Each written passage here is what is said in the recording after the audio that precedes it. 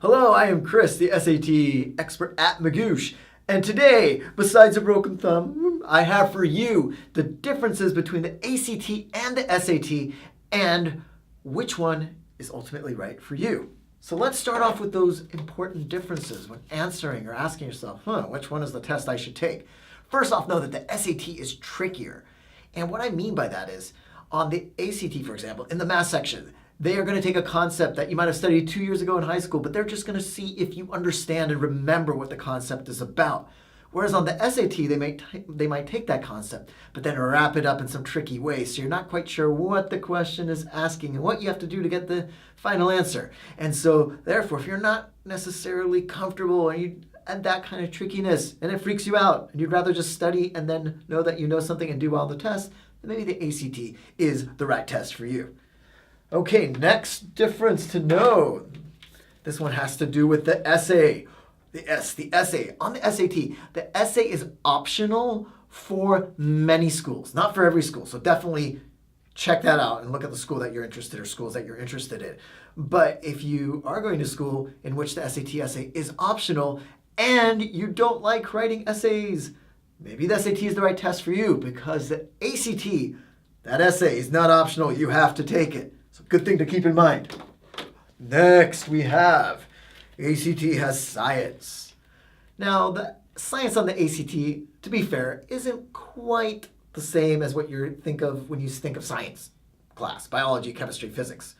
But it is still sciencey. So if that's not a strength of yours, you may want to reconsider taking the ACT and instead take the SAT.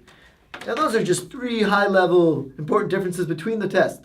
But if you look at the description below and click on the link there, that will take you to this really cool infographic that breaks down all the differences between the ACT and the SAT.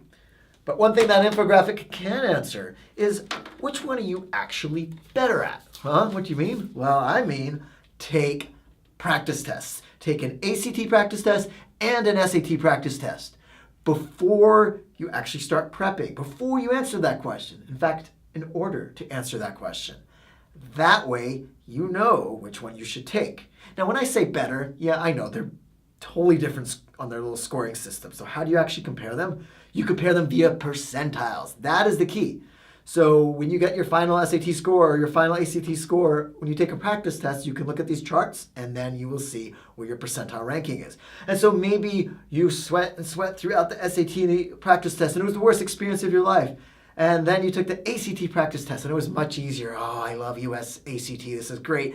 And then you looked at the percentiles and you actually did, let's say, 87% on the SAT and only 64% on the ACT. Then guess what?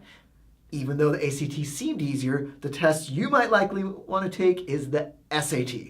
And of course, the only way you can really answer these questions is to take these practice tests. So one final piece, though, is maybe you've figured out all these things and maybe your percentile isn't really much different and you're wondering, so which one should I take? Well, check out when the test dates are. Make sure that there's even a testing date open. Maybe they're all sold out. Or maybe the test is on a date which just doesn't work for you. It's during crunch time or you have all this other stuff going on. Who knows what it might be? But you need to know this before you make that final decision. And I will see you next time.